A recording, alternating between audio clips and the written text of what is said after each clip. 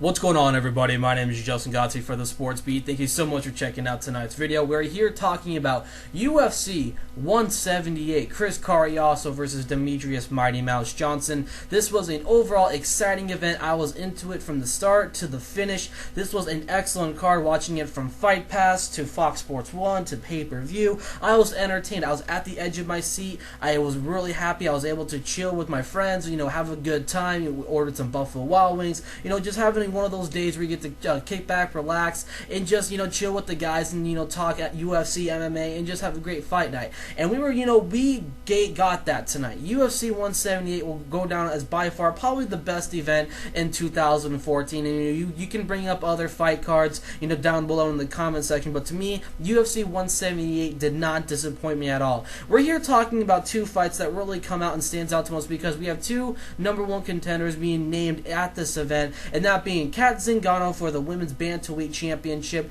and also the Men's Bantamweight Championship, and Dominck Cruz, as both bantamweight fighters, and Zingano and Dominck Cruz will now be facing championships hopefully in 2015. I don't see them getting on a December card. That's absurd. I would think they would at least spend at least 2 to 3 months the rest of October off, and get back to training in November, getting into training for December, and then hopefully you can have an exciting card to kick off in January. So when you really look at this, Dominck Cruz, we'll start off with Dominck Cruz in this, in part one here. Now, Dominck Cruz, he's been away from the UFC, 3 years come October.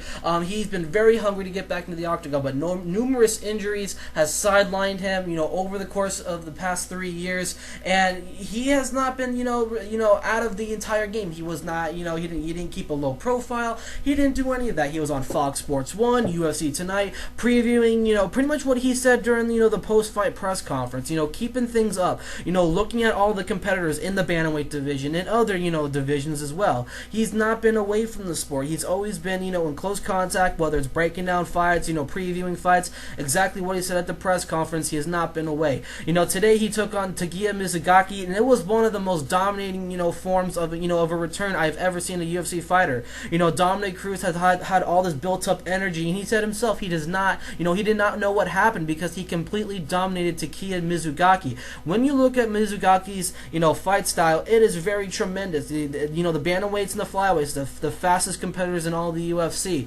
Mizugaki has hard-hitting power. Dominck Cruz was able to overcome that and just completely swarm on Mizugaki tonight, knocking him out in the first round. Dominator Dominck Cruz got it done, and he's going to now be facing TJ Dillashaw. And after his victory over Takeya Mizugaki, he even said he wants to beat up some more alpha failures. So there's still a lot of bad blood between Team Alpha Male and Dominck Cruz. I'm like, Cruz has already, already made a big profile defeating Uriah Faber. Now it's on to, TJ Dillashaw. Dominck Cruz, to me, he's still the champion. He should still be, the champion. He didn't lose his title, once he went down with the injury following the Demetrius Johnson fight back in 2011. He was still champion. He was sidelined for numerous years. Now that Dominator is back, good job, Dominck Cruz, for getting the victory over Takeya Mizugaki. We are now on to Cat Zingano. Cat Zingano, who is having one of the most toughest years in her entire life. She lost her husband.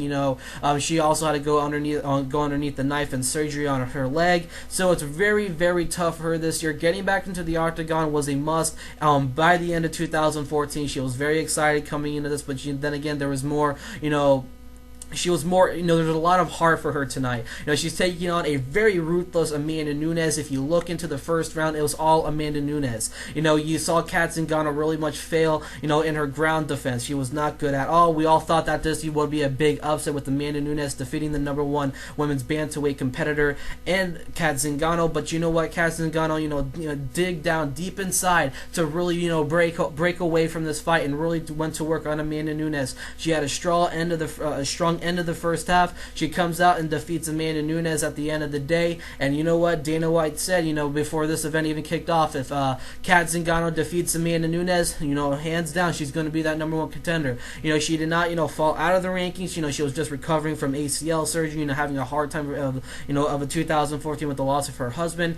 She's just excited to go back home and be with her kid. And, hopefully back in January, I tweeted it myself. On January, we're going to see Cat Zingano versus Ronda Rousey. I really want to see this fight go down. It's going to be one of the most interesting matchups, I would have to say, to kick off 2014. We've seen something like that. So, having a women's bantamweight fight, main event, the headline event for January is going to be awesome. I'm really looking forward to it. Hopefully it's going to be in January. I don't have any, sources that can confirm it, but we're all, pleading for Dana White to put this fight card together for January. Cat Zingano versus Ronda Rousey. And also, congratulations to Cat Zingano on a huge victory over, Amanda Nunes, a very ruthless Amanda Nunes. Great job to both competitors who left it all in the octagon tonight, including Takeya Mizugaki, Dominator, Dominck Cruz, including the entire, event card. UFC 178 was one of the best. This was one of the most exciting cards of the year. Let me hear your guys' opinion about this, as Cat Zingano and Dominck Cruz, two bantamweight fighters in their respective divisions, are going to be going on to championship fights in 2015. I'm Justin Godsey for the Sports Beat Network. Make sure you guys go and check out our website, thesportsbeatnetwork.com. Make sure you like this video. Make sure you leave your comments below on what you felt about the fight card. Tim Kennedy and Yoel Romero are having a lot of backlash backstage throughout the event following that really controversial start of the third round. There's just a whole lot of stuff going on. UFC 178, controversial, but one of the best cards that I have seen in 2014. Once again, I'm Justin Godsey for the Sports Beat Network, and I'll catch you guys